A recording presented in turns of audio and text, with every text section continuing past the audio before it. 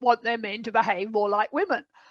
And then the irony is once they get that to happen and they're involved and it's enough years go by, they're miserable. They hate it. They don't want that at all. They thought they wanted that because they were told that's what they wanted.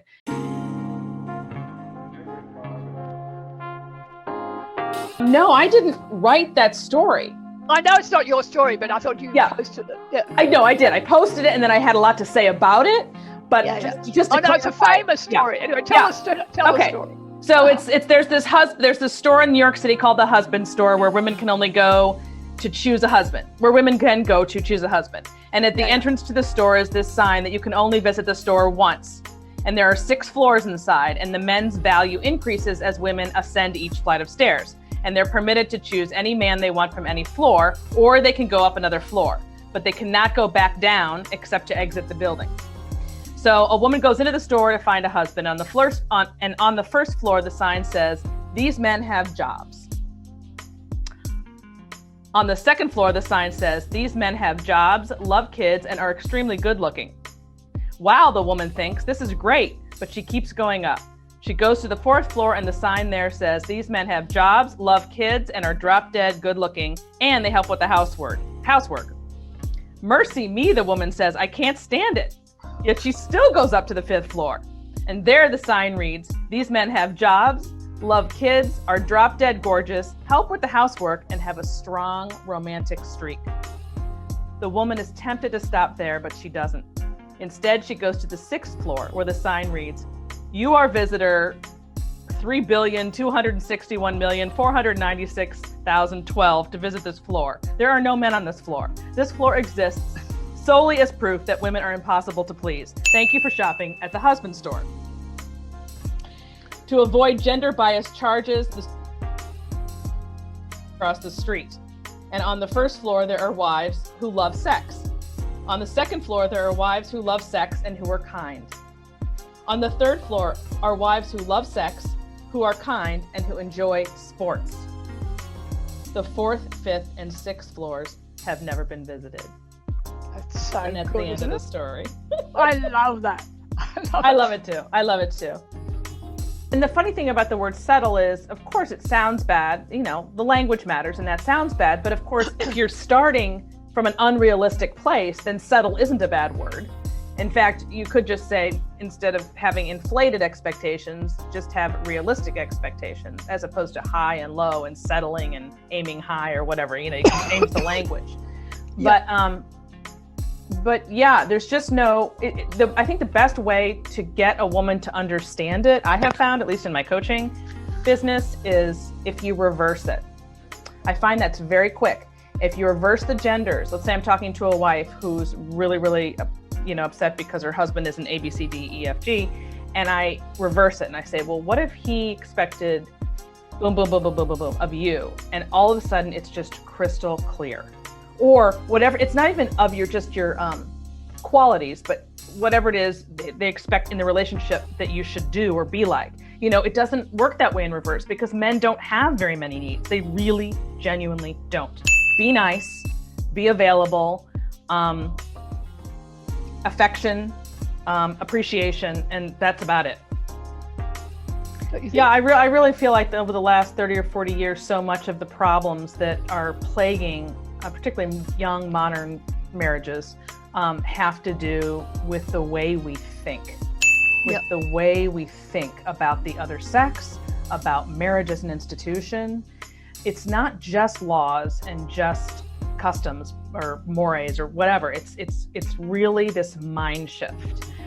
So for example, one of the big things that I think is when I referred on that article to woke women, I'm referring to women who've been raised to believe, hook, line, and sinker in the equality concept, meaning that men and women are interchangeable, that there are no real sex differences, that what one does, the other does, and that they're like partners instead of unique individuals coming together to form this union, and that they each bring specific skills to the table, that if you capitalize on that,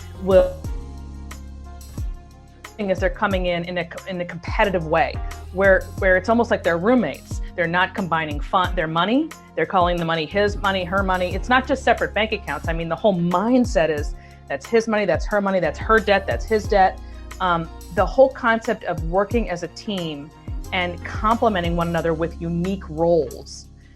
And that doesn't have to mean traditional, hardcore, inflexible gender roles. I just mean that you bring something unique as a woman and as a man, and that when you work within that framework, that natural biological framework, you're going to have more success than when you're trying to compete with one another and acting as though you are interchangeable, which is what I see all the time in my coaching. And yet, there are real inconsistencies here, because in terms of how women judge the success of their relationships, they judge it very much in terms of traditional female framework. I mean, men need to become more, if you ask women what they're looking for in a partner, it's all in terms of traditional female skills. They want men who can talk to them, who are emotionally available.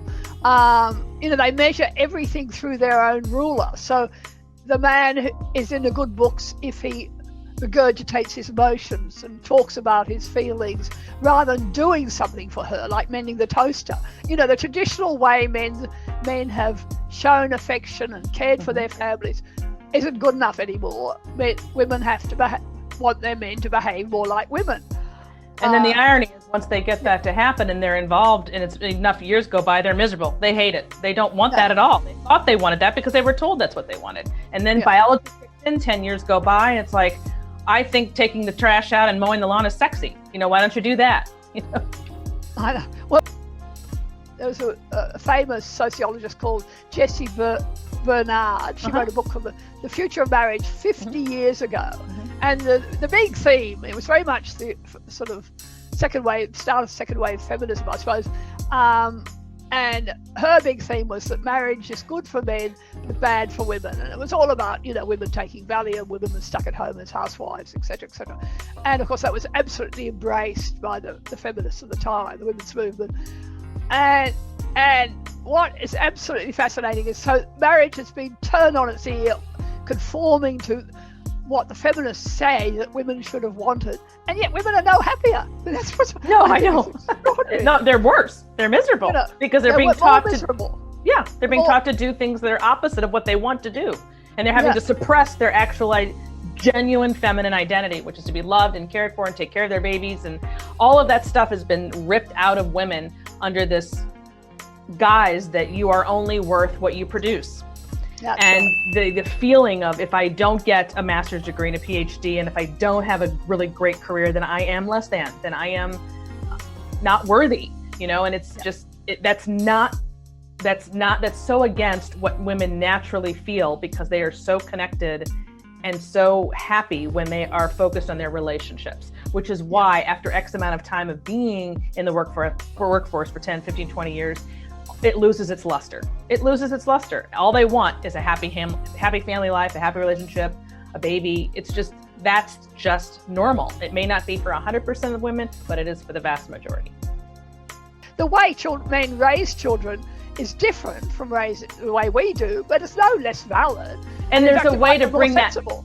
But there's a way to bring that out in them without expecting it to be the way you think about it. That's right. If you want to get the best out of your man, you need to understand what motivates him. You need to understand what will speak to him to make him want to do that. If you complain that he doesn't want to do the dishes, what behaviors can you do that will make him want to, right? It's not just you can do whatever you want and expect him to do the same things no matter what you do or say, I guess is what I'm trying to say. You just have to work within that framework to get, But there's also this arrogance of, you can't let him go to the childcare centre in that old T-shirt, because what will people think of us? Yes, right. What's so unfortunate about it is that there's